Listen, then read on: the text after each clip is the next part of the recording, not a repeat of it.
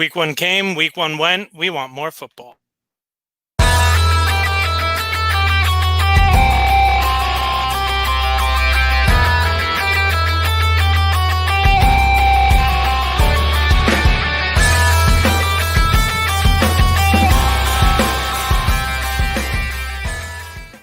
And welcome into a new episode of the Zero Technique Football Podcast. I am your co-host, Ryan Stern. Joined with me, Jared Zero, Derek Mountain. Guys, how you doing?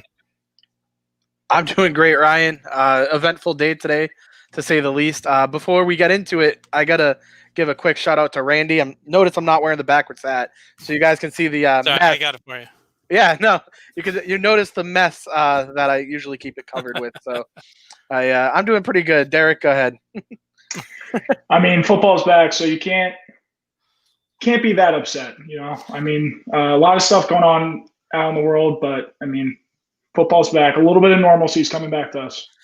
Yeah. You can follow the show on Twitter at ZeroTechPod. If you're watching the live stream, you can see that you can follow us on Twitter. I am at OrStern33. Jared is at JournalistJ0. Derek is at Derek Mountain. Make sure you're following Backsports page on all social media platforms, Twitter, Facebook, Instagram, and checking out backsportspage.com for all the great content that's going up. You got the archives to all of the great podcasts and web shows, so make sure you are keeping in tune with backsportspage.com.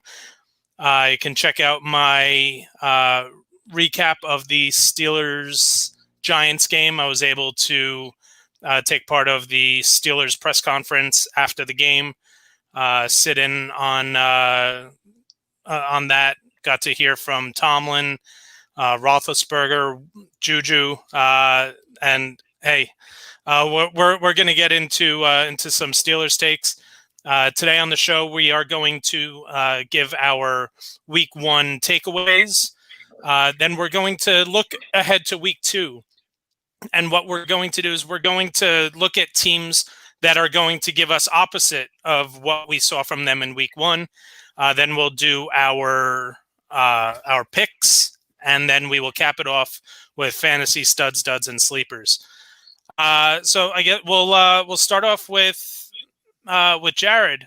Week 1.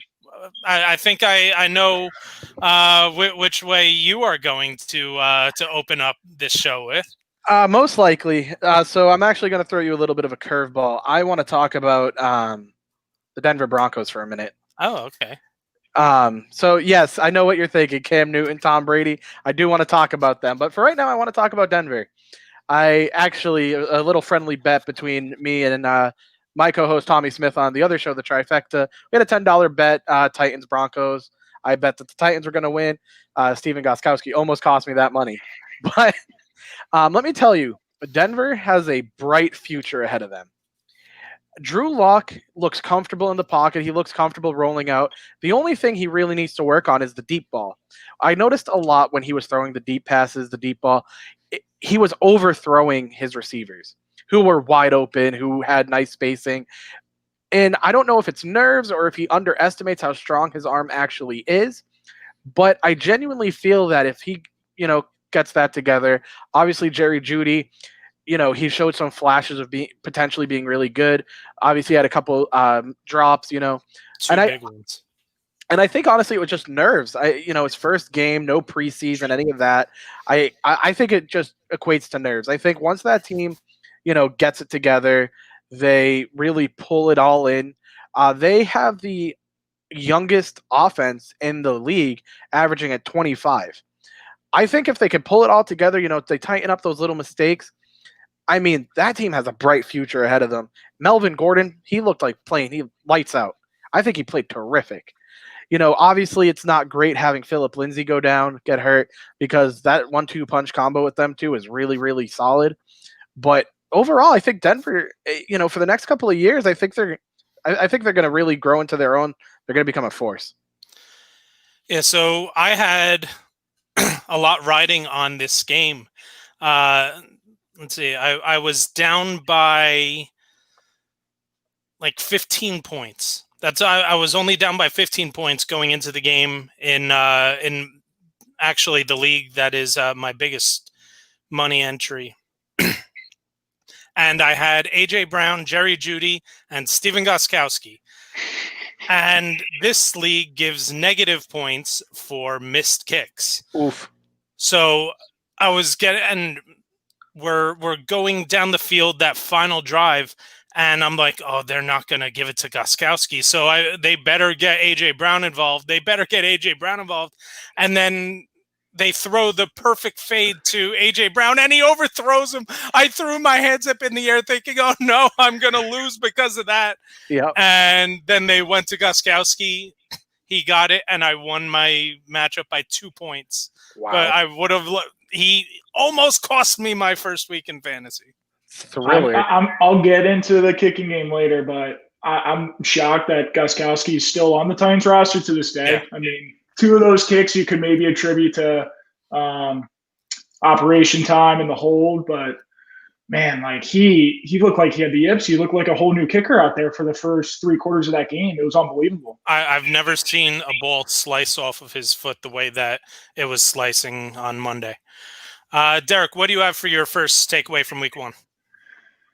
My takeaway, and don't get too excited, but guys, I think Pete Carroll might actually let Russ pass the ball.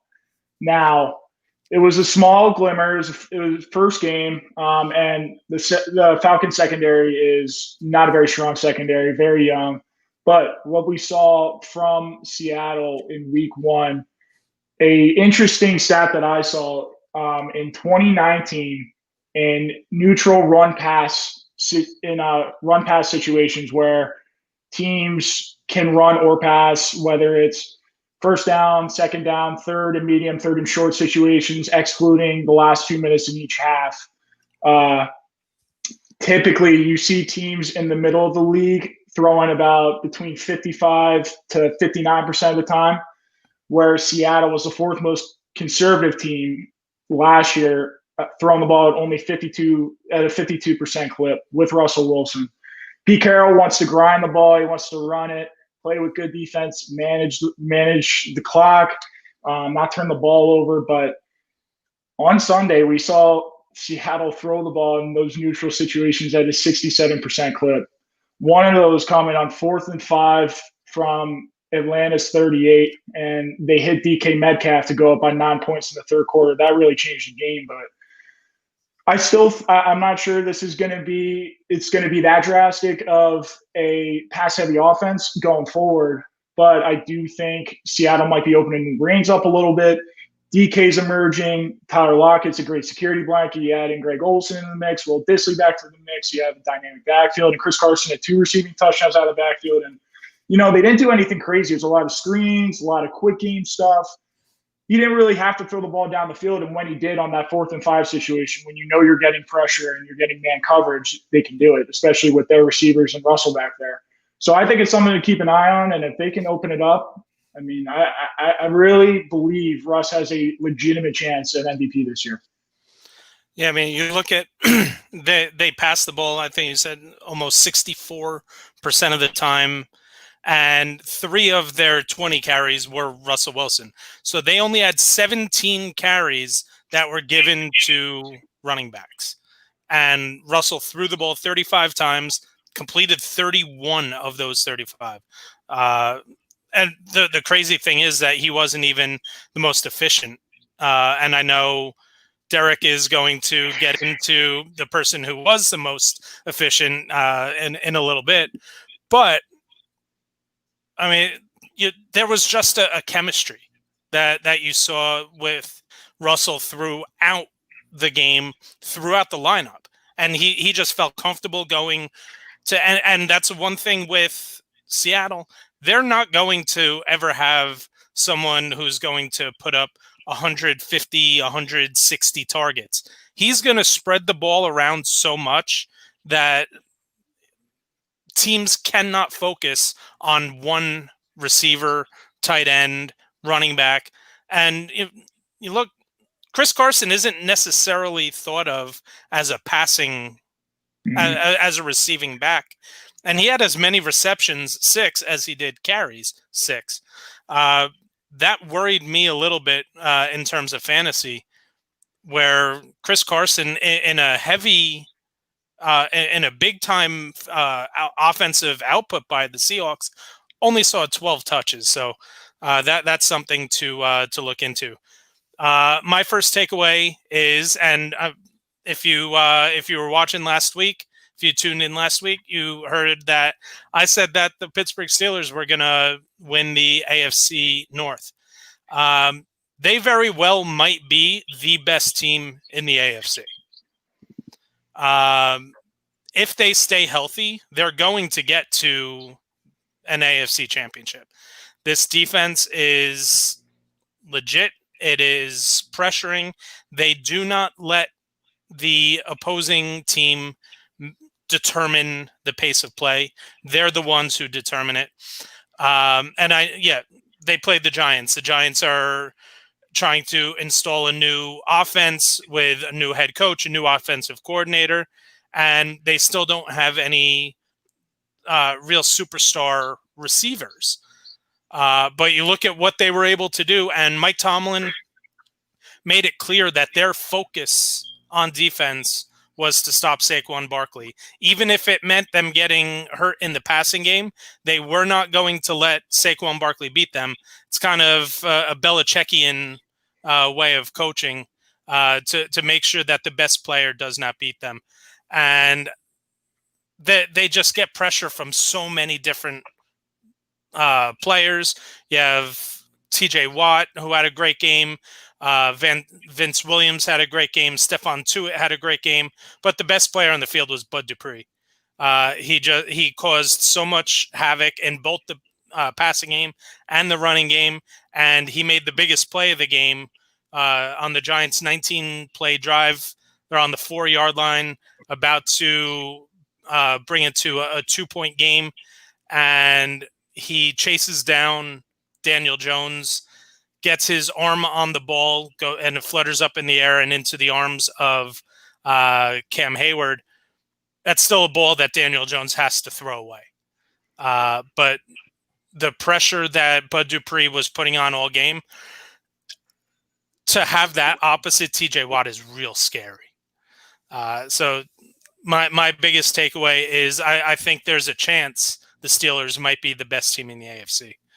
Yeah, I mean, I'll just piggyback off that real quick, Ryan. My biggest takeaway, their defense, they picked up right where they left off. Yep. Bunch of young talent over there. My biggest thing, obviously, Ben got more comfortable as the game went along. He was rusty in the first quarter. You're going to expect that. Their receivers, Juju looked like the Juju of old from 2018. Deontay Johnson looked like the solid security blanket that we saw in glimpses, but I mean, the QB play last year was so inconsistent that you didn't really see it all the time.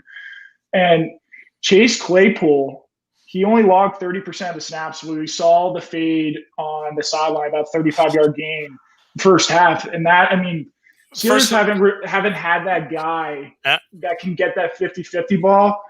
You add him in the red zone, that could be a serious passing attack to watch. First of all, that throw was unbelievable. And that toe tap, now for a rookie in his first game in the NFL, to have the sense of the sideline and to get 2 feet in down, because remember, college, you only need to get 1 foot in. To have that awareness and to get that second foot down, Chase Claypool is going to be a difference maker in this league. I love the prospects of him. So, Jared, what do you got for number 2? So number 2, obviously, I have to talk about my boy Cam Newton for a minute. Cam Newton played exceptionally well, in my opinion. I've been seeing from all over the internet people hating on him. I see people praising him. I think he did phenomenal for given his circumstance, right? Think about it. He was out for a year and a half, basically. He wasn't on a roster for about 86 days. And then to come into a brand new system with only a month of training camp, no preseason, and throw for 155 yards and rush for 75 yards and 2 touchdowns, I think that is incredibly impressive. He also would have had probably another 20 or so passing yards if Edelman didn't drop the ball in his chest Granted, I understand he got hit, and then he would have had a passing touchdown had N'Keal Harry not fumbled on the goal line. That right there, I think makes for. I think he played phenomenal. The way, obviously, the Patriots played Miami, but one of the things people fail to realize is the Patriots always struggle against Miami. Plus, over the offseason with, the addition of Kyle Van Noy and a few other, that defense got slightly better, right? And like I said, for what it's worth, where Cam Newton was a year and a half ago to now, I'm not going to sit here and say, oh, I'm expecting him to be the greatest, blah, blah, blah. I'm not going to say that. But I really feel that the more he spends learning the Patriots offense, the more time he gets comfortable in the system, and the more he kind of gets back into his groove, we're going to see, 2015, early 2017 Cam before he got injured. I think we're going to see that Cam Newton coming back real soon. And I think the biggest thing that I took away from that game was that there were a lot of people questioning what kind of offense a Bill Belichick coach team was going to run with Cam Newton taking the snaps. Were they going to try and make Cam Newton into Tom Brady, or were they going to focus their playbook around Cam Newton's strengths? And I think what we saw is they were willing to change their entire system to fit Cam Newton and what he can do for a team. And again, it wasn't the biggest output in terms of stats, but the balance is what's going to drive coaches crazy. Yeah, piggybacking off what Jared said, I think that Miami defense is going to be more stingy than people think. I mean, Flores is a New England guy. Van Noy, Byron Jones was locked down week 1. He allowed 1 completion on Sunday. They're going to be well coached, and like Jared said, it's a divisional game. My concern going forward, it's not even with Cam Newton. I think Cam will be fine. It's the Patriot receivers. N'Keal Harry and Julian Edelman were the only 2 receivers to log a catch. They still don't have a valuable tight end option. They have Devin Asiasi, their 3rd-round pick, but Izzo's starting at the moment.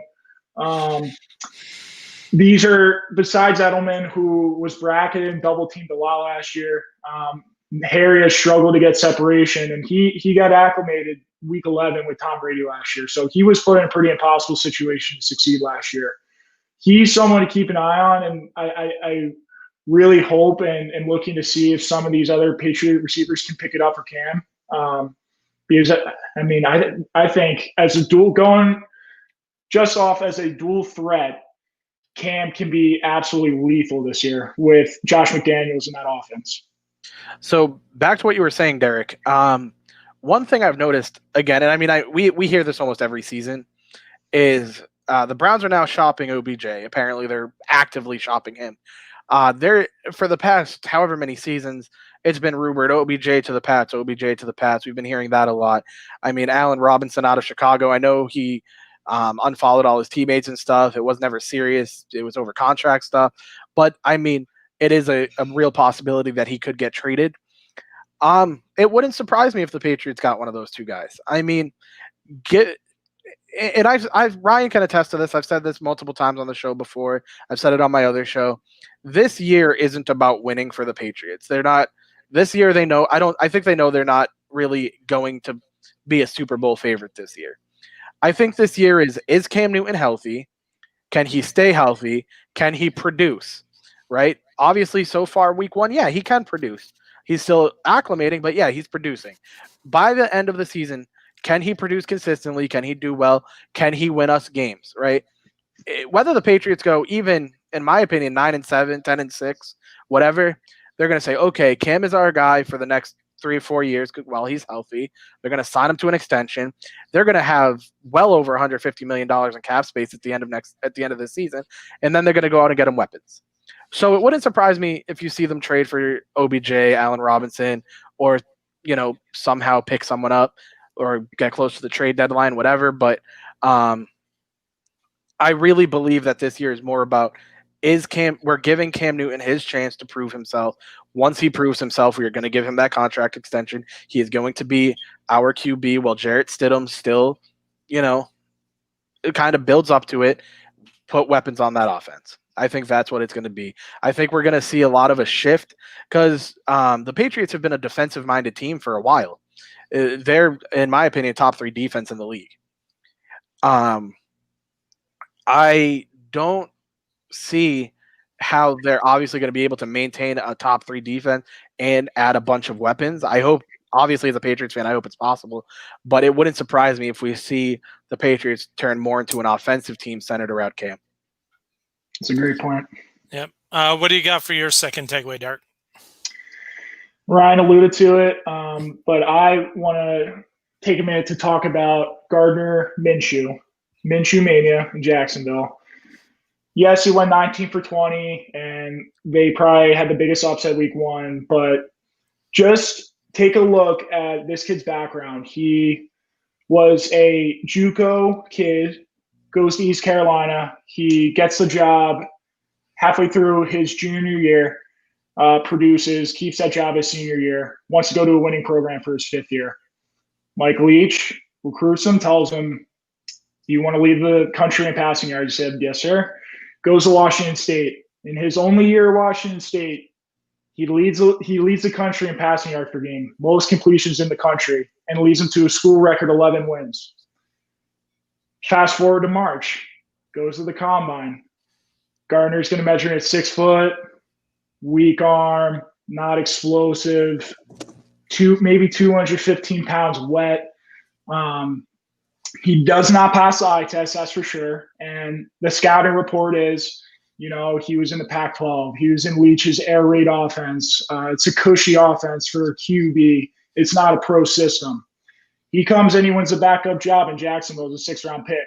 Now, that might not sound that impressive, but a lot of these 6th-rounders are stashed on practice squads. They're the emergency 3rd quarterback, but these guys usually take 2-3 years to come along. But he was so mentally sharp.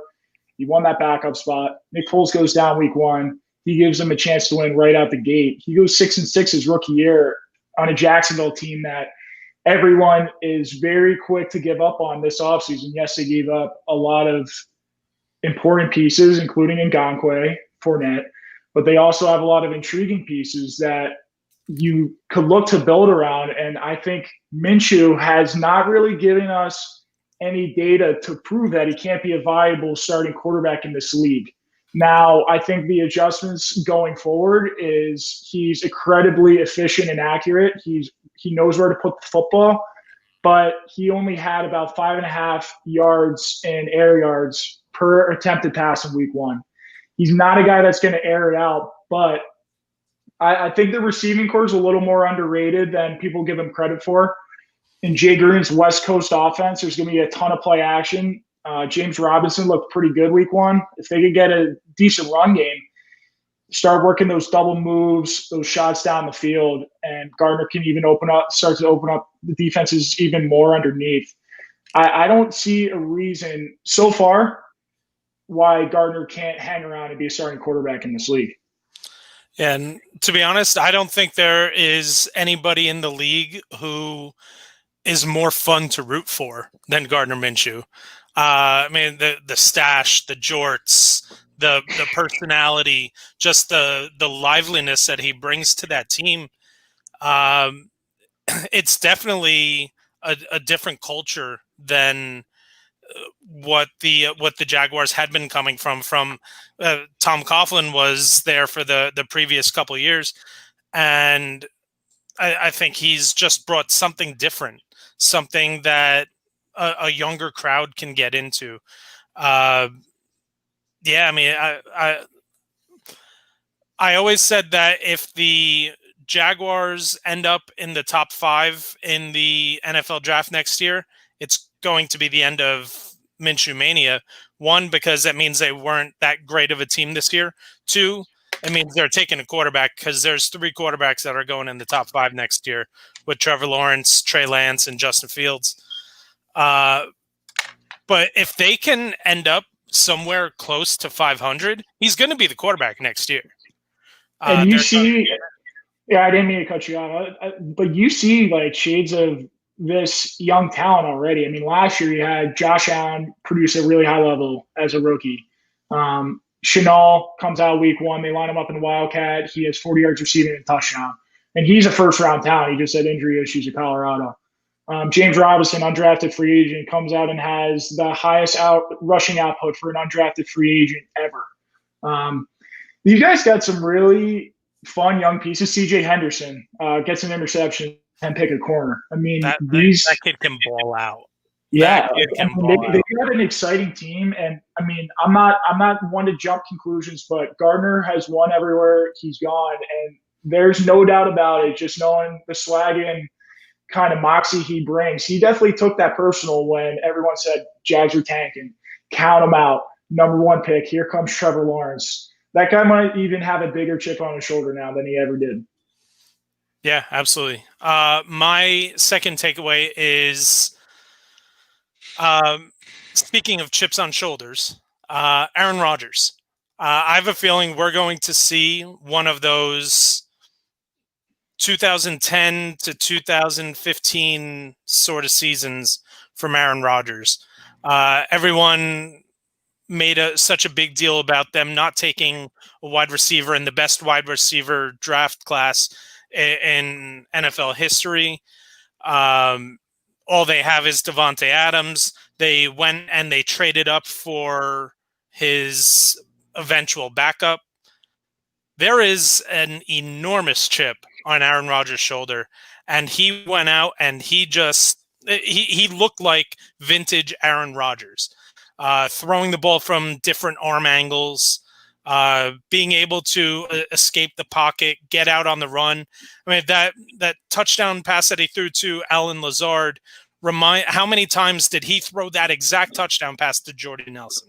I mean, we saw that 5-6 times a year to Jordy Nelson, that exact play. This can absolutely be, and if Marquez Valdez-Scantling, I think he's one of the keys to this team. If he can take that next step to becoming one of those, because I like Allen Lazard, but I think Allen Lazard is a really good number 3 in the NFL. Valdez-Scantling has the body that you want your number 2 receiver to have. He's got the wide frame to throw the ball to. He can get downfield, and he had himself a game too. So and then of course Davante Adams is just one of the ridiculous. One of the best two or three wide receivers in the league. And yeah, I mean, I really think that Aaron Rodgers can give us one of those vintage performances, and it's his way of giving the big ol' FU to the haters. Jared, what do you got to close out your takeaways from week 1? So my last takeaway, I want to talk about Tom Brady and the Buccaneers. Tom Brady looked eerily similar to Tom Brady from last year. Again, I have to give, a minute, or not a minute, a couple weeks before I really pass judgment. But Tom Brady, in New England last season didn't have a great receiving core. He didn't play great. He missed a lot of passes that, prime Tom Brady, even a few years ago, Brady would have made. Obviously, when we saw him with Chris Godwin, Mike Evans, there was some miscommunication between the receivers and him. Now Chris Godwin is in concussion protocol, and I know Mike Evans was questionable to play, but he looked like Tom Brady of last year. And, I don't want to discredit him. I don't want to take away from his talent and how good he is, but I do, acknowledge that age does eventually catch up to everybody. And I really think that, what's happening. Granted, I still will stick strong to my guns, and I am going to say that the Tampa Bay Buccaneers are going to make it to the Super Bowl this year. Like I said, I think a lot of it has to do with the fact we did have no preseason games. There wasn't a lot of potential for players to necessarily practice in real game situations, where I feel like we'd see Tom Brady a lot more this if there was a preseason this year than we've obviously seen in previous years. So I think just like all of that kind of put together is what led to a somewhat poor performance by Brady. But I mean, like I said, I'm going to give it a couple weeks before I like solidify a judgment, but that is really my my take on Brady from this week.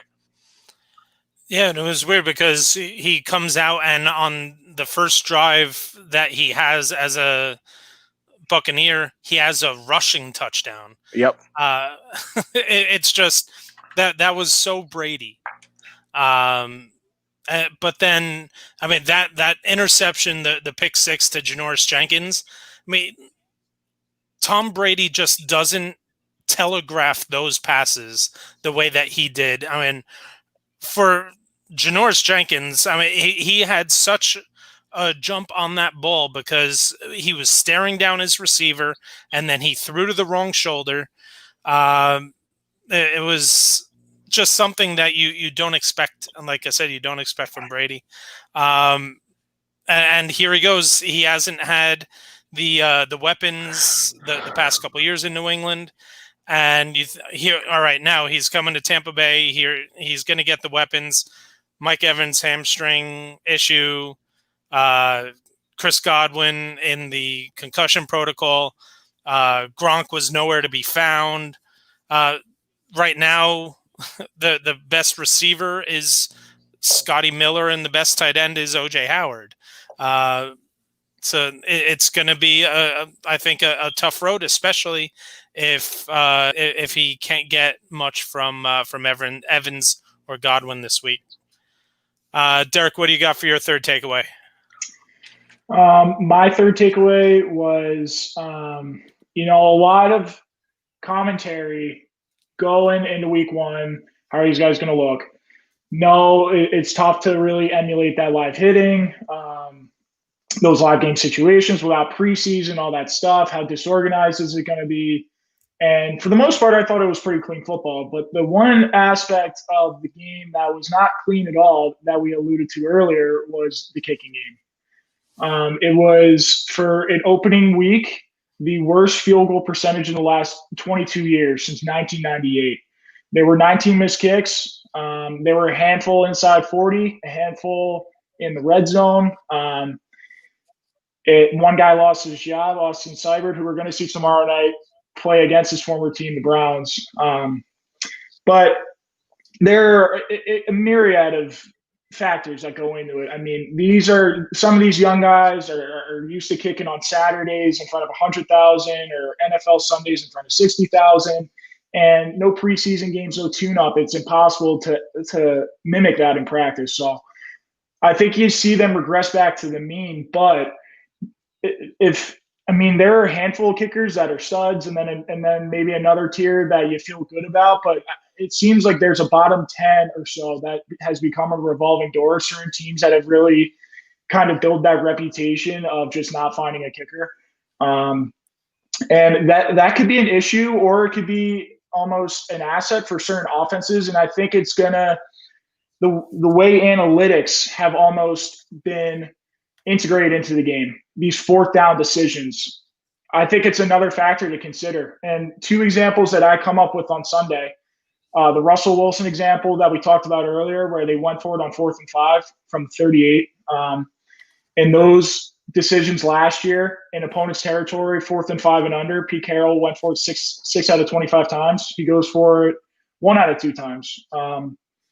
Another example, and that helped them. I mean, that was a big part of them winning the game. But then another game where you see the other end of it, Dallas Cowboys, 3rd and 6 on the 14, Yep. Get a draw to Zeke, 4th and 3, incomplete. It's 20-17. And I don't think Mike McCarthy goes, oh, we got to go for it because their line can't kick this. That's not what is going through his head. It's week one. He wants to be aggressive. He wants to set a tone, and he thinks he's going to get that first down.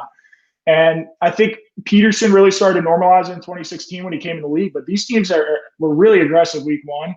And if these kickers continue to struggle, I think it's going to be way more common that teams are going to run the ball on 3rd and 8, get half the distance, go for it on 4th and 4. And these teams are going to play offense with 4 downs instead of maybe run, pass, punt, run, or run, pass, kick, whatever. These teams are going to almost gear towards a totally different philosophy of offense. And it's something, it'll be interesting to see how that unfolds throughout the season. Yeah, man. You look at you. I know you had mentioned the Cowboys. That's the difference in the game right there. The difference in the game is going to overtime. They decide to kick that field goal, and it was odd because the Cowboys have one of the better kickers in the league in Greg Zuerlein, and the fact that they didn't even trust him in that situation, I don't know if they just felt that they had a play that they believed in, and you got to give credit to the 6th round rookie for making an unbelievable tackle. I mean, he fought through traffic and was able to get back to right before the sticks, and he made a great tackle. But I think you got to take the points. I was scratching my head at the time, but and before that play, I'm definitely not going for it. But in the other side of the coin, Mike McCarthy is holding back Aaron Rodgers. He's very conservative in Green Bay. I think he wants to set a tone. And it's like, no, we're here. This is what we want to do. We're going to get this first down right now. Like, I got the better team. And it didn't pay off, but if it does pay off, then he looks like a genius. And they go on and win the game, maybe get the touchdown, maybe not. But I think that was almost a tone setter play. Obviously didn't pay off, but I think a lot of these coaches are very quick to do that now. It's a lot different football than what it looked like 5-10 years ago, especially how analytics have played into the game. Fourth and 1, 4th and 2, analytically speaking, statistically speaking, favors the offense. So you're going to see these coaches pull the trigger a lot quicker. Yeah. And then the biggest one was in the Bengals Chargers game, where first of all, it shouldn't have come down to that, because like in the Cowboys game, there was a phantom offensive pass interference.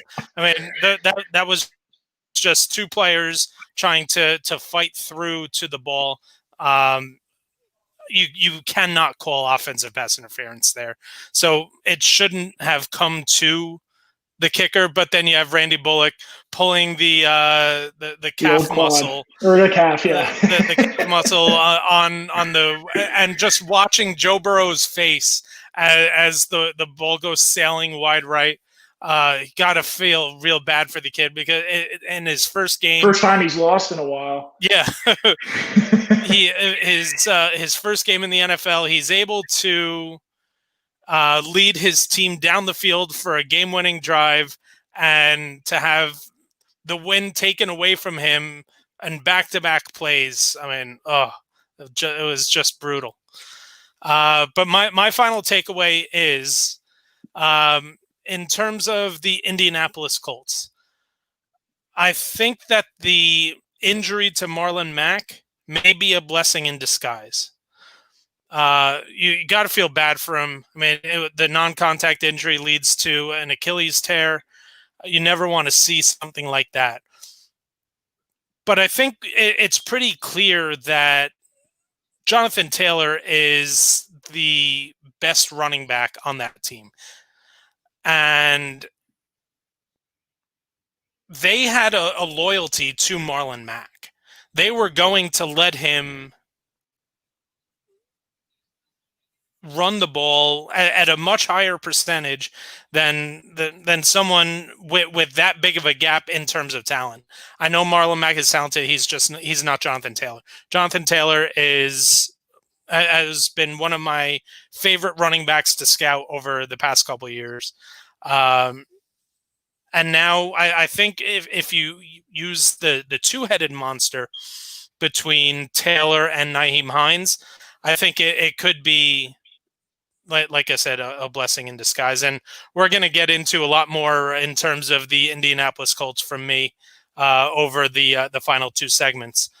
But what we're going to do now is we're each going to take 3 teams, and Jared actually had to bounce. He has a big exam coming up. So Derek and I are going to take a look at 3 teams that we saw something from in week 1 that we're going to expect something totally different from this week. So who's your first team? Well, I went with, going both directions. I picked 3 teams that I felt underachieved in week 1 or didn't really tap into their potential. And going into week 2, with a lot of these teams that are 0-1, an interesting stat I read this week, out of 99 teams in the past 10 years that have started 0-2, only 8 had went on to make the playoffs. And again, we have the expanded playoff format.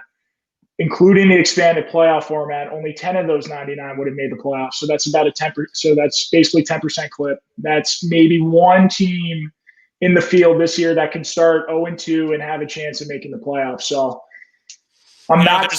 there's only one team in NFL history to start 0-2 and win the Super Bowl. Who's that? That was the 2007 New York Giants when they ended up beating the undefeated New England Patriots in Super Bowl 42. They started off 0-2, and they were in danger of going 0-3. They were up by 4 points to Washington, and Washington had it first and goal from the 2-yard line and could not run the ball in. The Giants stopped them 4 consecutive times, and they took off from there. But yeah, the 2007 Giants are the only team to start 0-2 and win the Super Bowl. So that is just more fuel to the fire. When it is not hyperbole when we say that it's kind of a do or die game for a lot of these teams going into this weekend, especially the first team that I will go to is the Bucks. They play Carolina, so they're not the Saints. But in that division, you have to beat teams like the Panthers. As Jared talked about, uncharacteristic turnovers for Tom Brady, just stuff we hadn't seen. But despite that, we saw flashes. That first drive was as efficient as it gets, and they had cut the lead down to 7 in the third quarter. And then you have one of the worst special team mistakes I've ever seen in the NFL level, where an upback's going back to return the ball.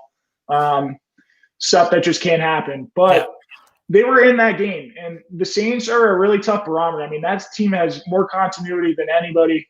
And they really didn't even play that well. They weren't spectacular, but they won the turnover battle. They're +3 in the turnover battle. That's the game right there.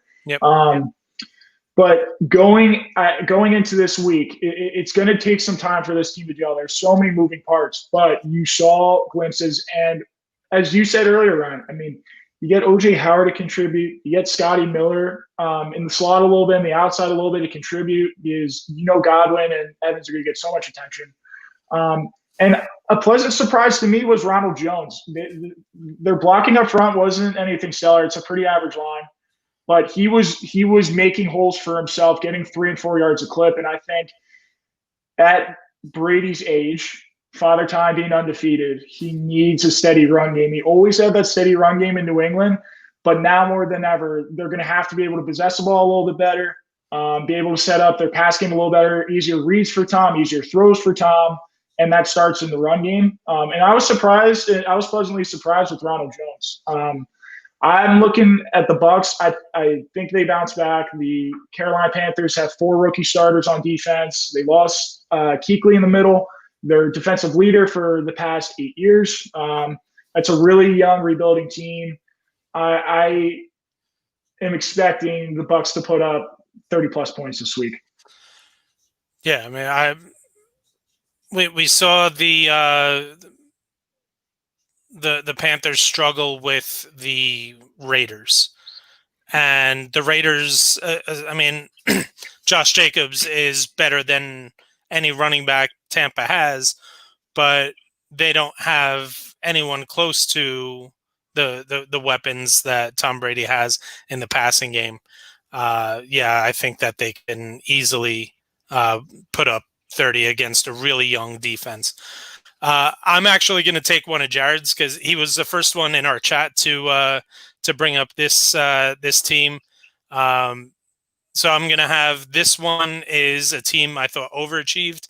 Then I'm going to look at two teams that I thought underachieved.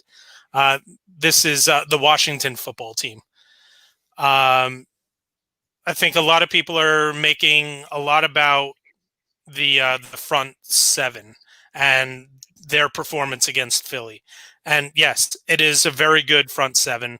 Chase Young is going to have a major impact on the NFL.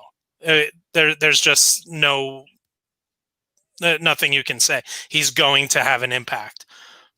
But they went up against a Philadelphia team who was missing 3 starters on the offensive line and their starting running back and their starting wide receiver. This is a team that was not in any physical shape to compete with the physicality that Washington brings. I was impressed with Dwayne Haskins' poise. I still wasn't impressed with his actual ability as a quarterback. Did he make strides from when we saw him last year? Yes. I still think that he's one of the bottom 5 quarterbacks in the league.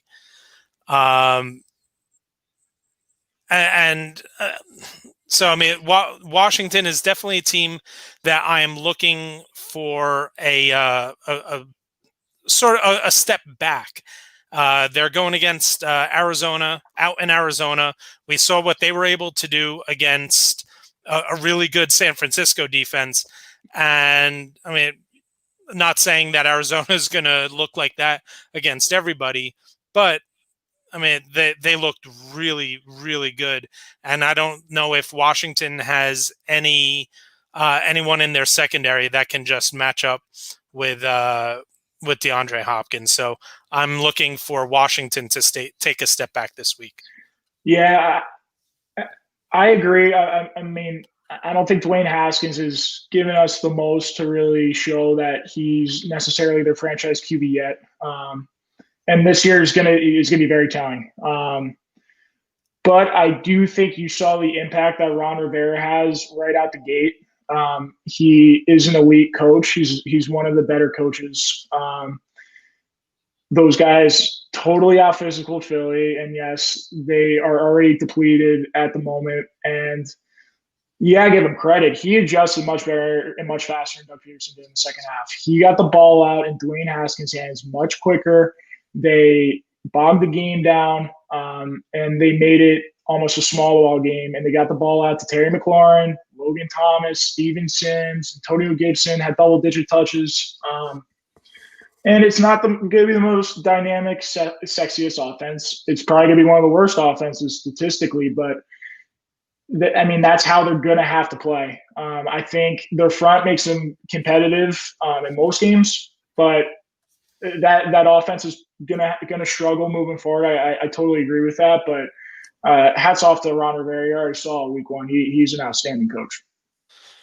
Who do you have for your second team that we're expecting something different?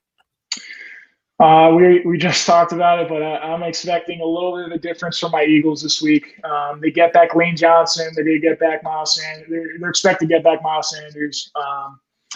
And they're going to have LA in Philly. LA is going to have to come cross country. And they were a nice surprise week 1, beating Dallas. But this is a defense that lost Dante Fowler, Corey Littleton, Nikhil Roby-Coleman, Clay Matthews. Obviously, you still have Aaron Donald, the most dominant interior or defensive lineman alone in all football, and he's going to be an absolute handful. But I expect Peterson to cater more towards the offensive line, less 5-step, 7-step drops, a lot more quick game stuff, getting the ball in the hands of guys like Rager. Deshaun Jackson only logged 54% of snaps week 1. He was more on the pitch count. He'll be in the game a lot. I expect him to be in the game a lot more. And this is a game that Doug wins. He historically rebounds really well. He's 2-0 against Sean McVay. I'm not sure the Rams are as talented as they have been. I don't think they are. And I think I think Jared Goff is going to struggle. Philly takes a runaway really well. I expect the Eagles in a slugfest to win this one close in a 21-17 kind of game. So the second team that I'm going to look for something different, and I said that we were going to find a trend with my picks throughout this show, is the Indianapolis Colts.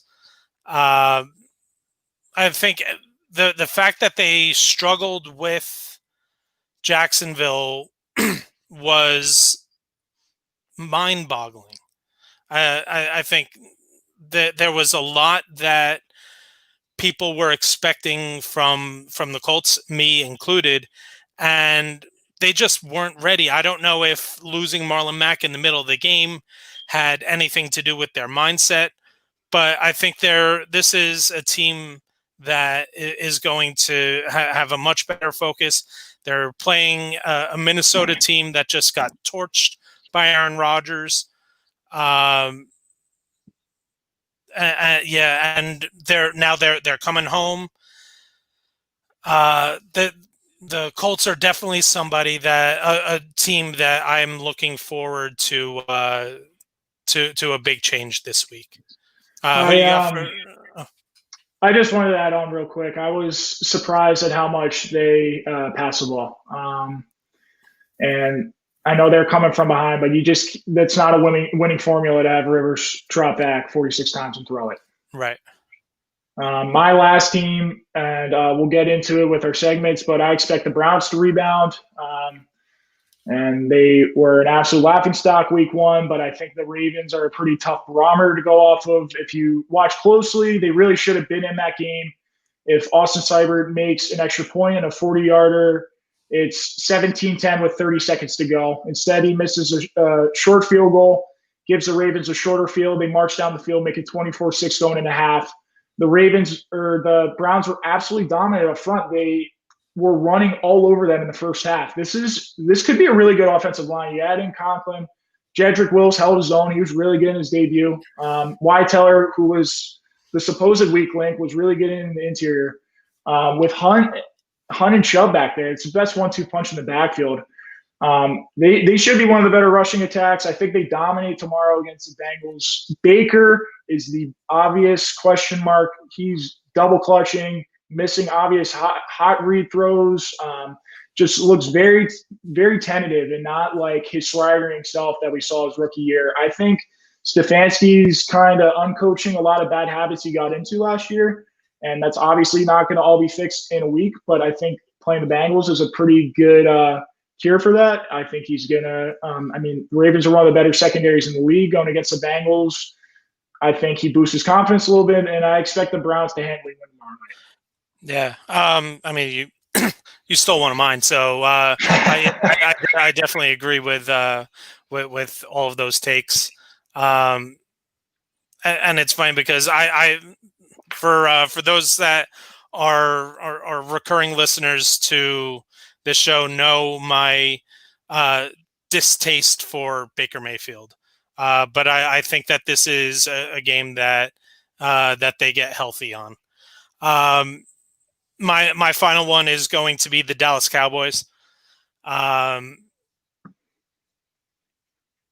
They unfortunately saw starting tight end Blake Jarwin go down in the middle, in fact, pretty early in the game.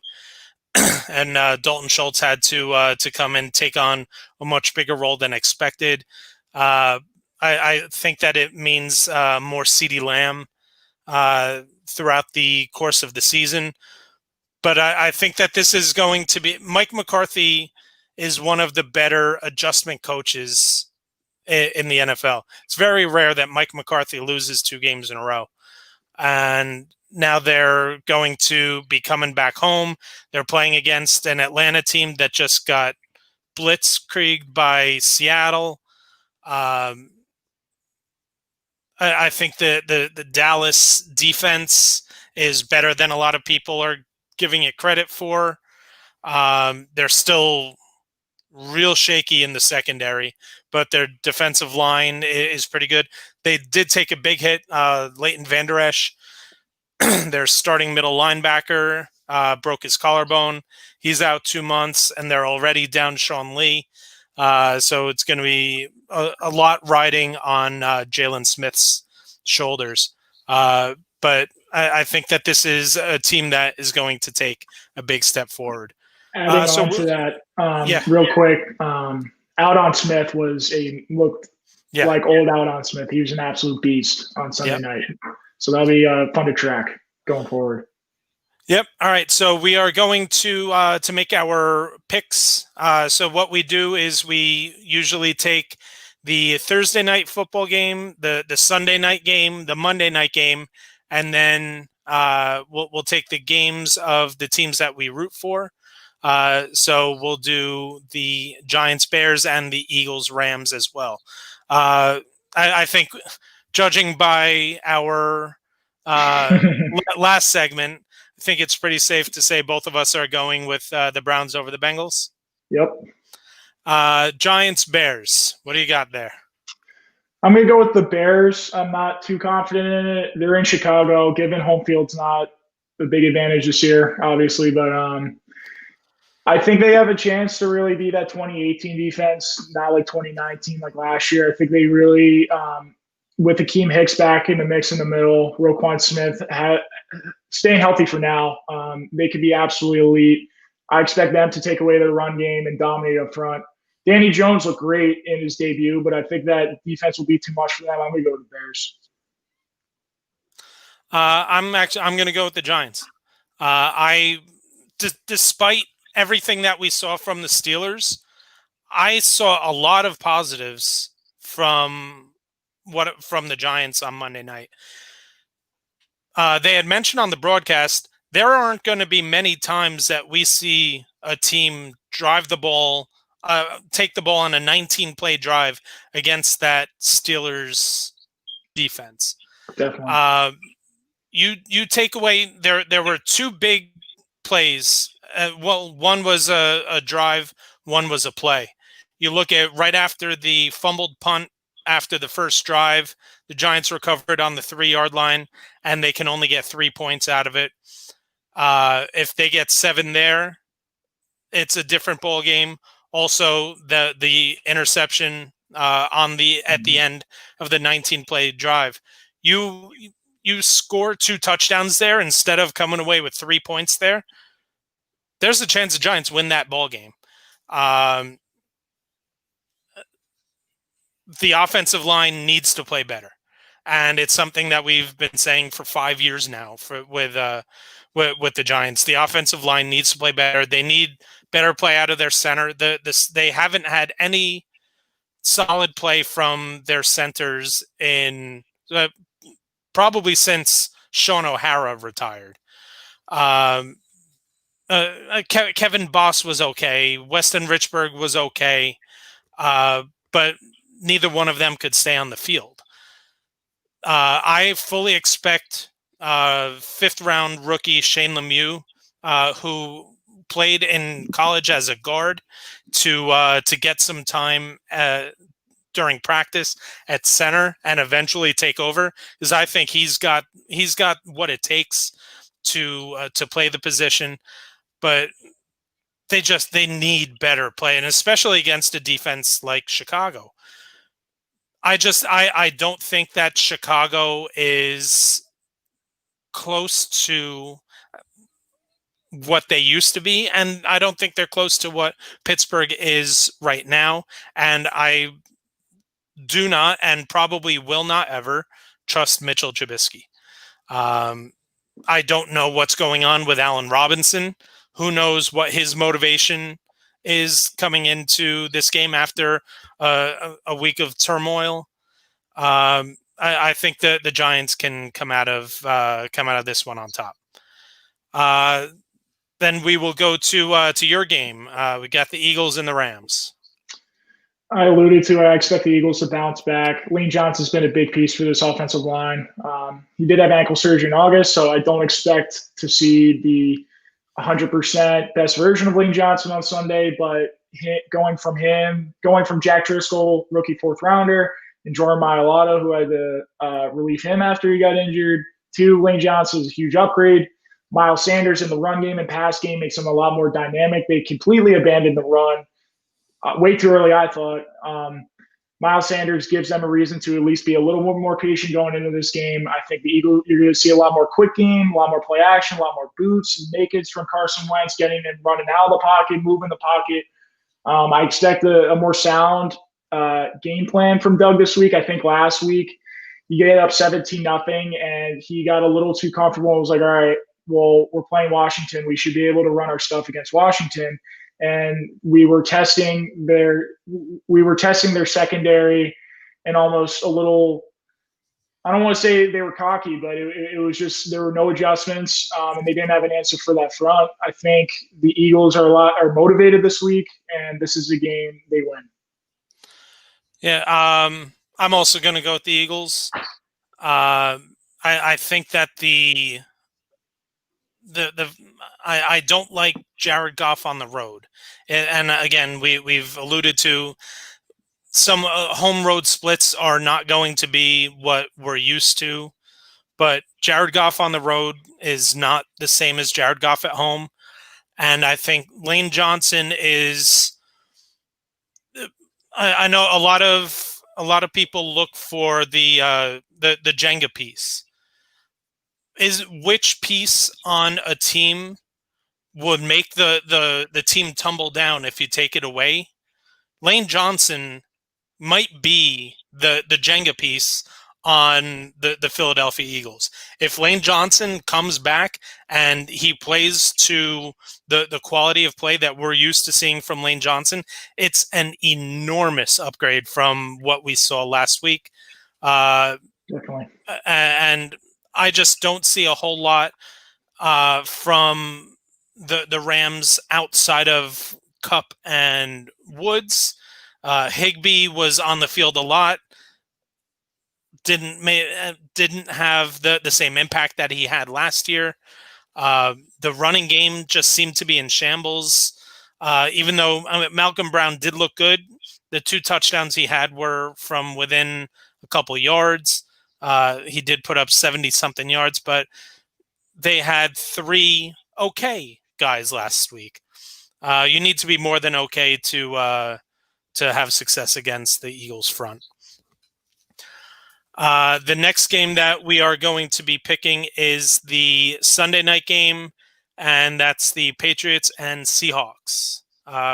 Real quick, who do you have in that game?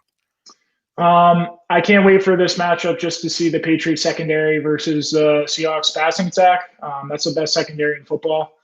I'm going to go with the Seahawks just because, the biggest flaw, biggest weakness I came away against the Falcons were their corners got absolutely torched.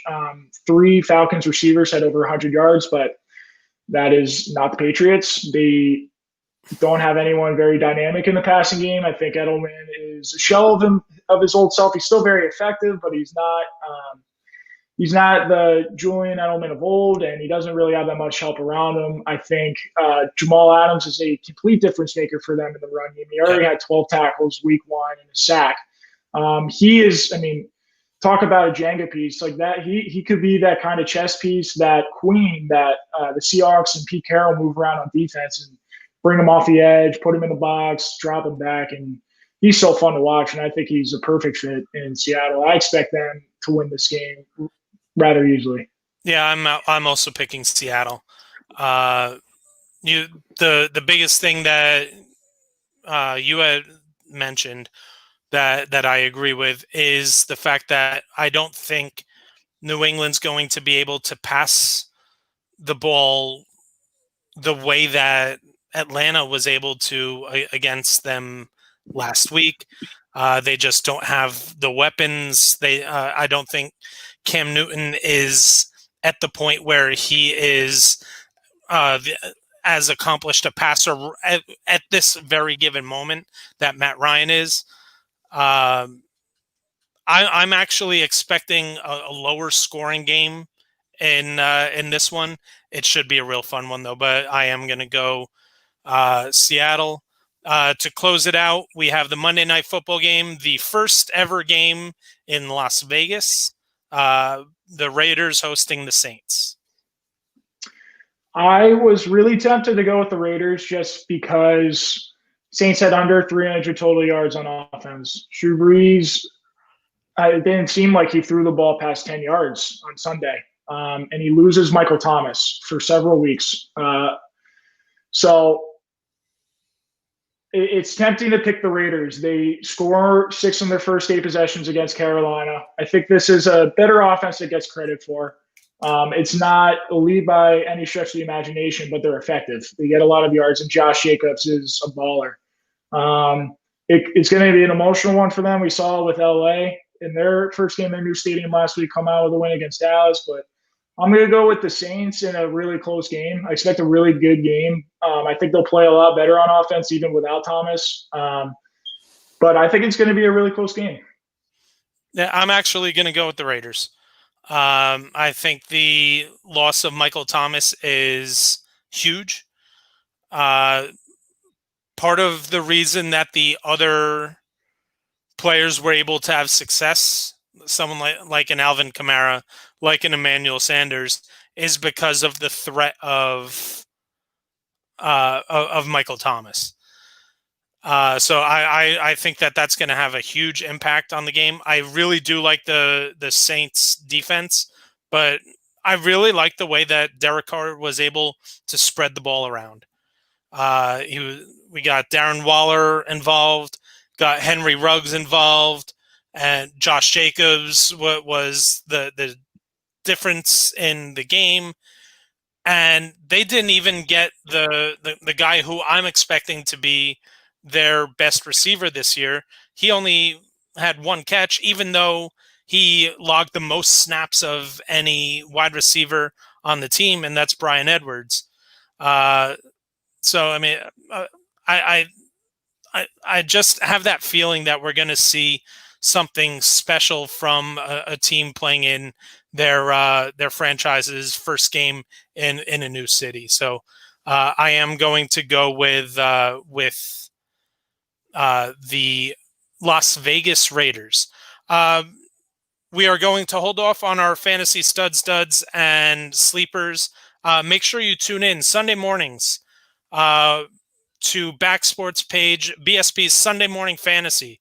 We're going to run through the last minute injuries. We're going to look at who's going to be in and out of your lineups.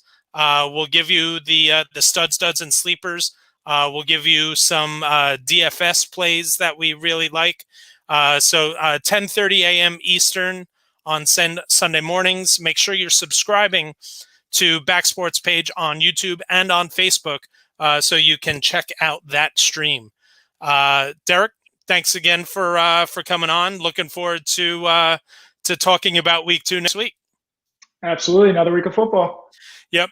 Once again, make sure you're following us on all social media. I'm on Twitter at rstern33. Derek is at Derek Mountain. At Back Sports page on all social media platforms. Check out backsportspage.com. Want to thank everyone for tuning in and enjoy football. Enjoy week 2, and hope your team comes out victorious.